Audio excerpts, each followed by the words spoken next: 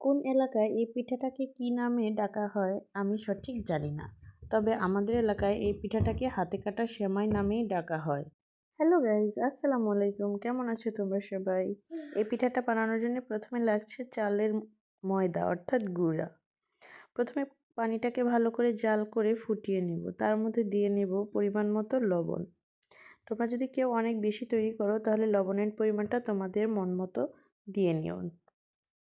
চালের গুঁড়াটাকে এখন ওই সিদ্ধ পানির মধ্যে দিয়ে খুব সুন্দরভাবে নেড়ে চেড়ে একটা শক্ত ডো বানিয়ে নিব। অর্থাৎ বলক তোলা পানিতে চালটাকে ঘুরিয়ে ঘুরিয়ে ময়দা পাকানোর মতো করেই চালের গুঁড়াটাকে পাকিয়ে খুব সুন্দর একটা ডো করিয়ে নিব। যেহেতু আজকে এখানে কালার ব্যবহার করব তাই ডোটাকে একটু শক্ত রেখেছি। কালারের জন্য নিয়েছি বিটরুট আর নিয়েছি গাজর, আর একটা থাকবে সাদা।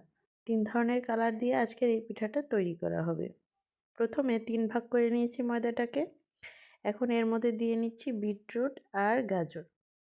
2 ধরনের 2টা কালার হয়ে গেল, আর একটা কালার থাকবে সাদা। আজকে এই 3 ধরনের কালারে করে আমি কালারিং পিঠাটা তৈরি করব। দেখো এখানে খুব সুন্দরভাবে লেচি কেটে নিয়েছি। এখন এই চিকন চিকন লেচি থেকে ছোট্ট ছোট্ট করে টুকরো নিয়ে খুব সুন্দরভাবে হাত দিয়ে ডলে এই পিঠাটা তৈরি করে নেব। আমার মতো তোমরা কারা কারা এই পিঠাটা তৈরি করতে পারো আর এই পিঠাটা খেতে পছন্দ করো কমেন্টসে জানিয়ে যেও। দেখো লেচি থেকে খুব সুন্দরভাবে এভাবে হাত দিয়ে ডলে এই পিঠাটা তৈরি করে নিতে হয়। আমরা ছোটোবেলায় এই পিঠাটা তৈরি করতে পারতাম না। হাতের ভাঁজে এই পিঠাটার 2 পাশ সমান হতো না, আর এখন দেখো কত সুন্দর সমান হয়ে যাচ্ছে। আগে আমরা শুধু ময়দা নষ্ট করতাম, আর এখন দেখো কত সুন্দরভাবে তৈরি করতে পারছি। এই তো তৈরি হয়ে গেল আমার পিঠাটা। এখন পিঠাটাকে দুধ দিয়ে খুব সুন্দরভাবে রান্না করে নেব।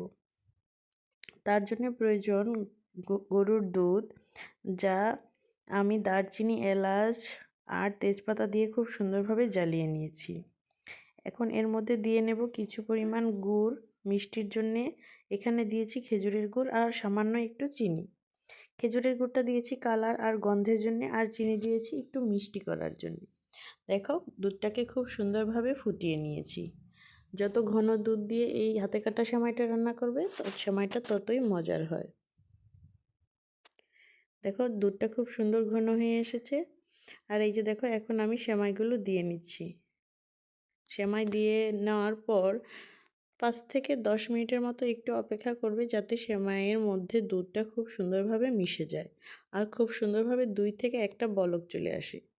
আর এই তো তৈরি হয়ে গেল আমার হাতে কাটা সেমাই পিঠা অর্থাৎ সেওই পিঠা। Thanks for watching my video. আল্লাহ হাফেজ।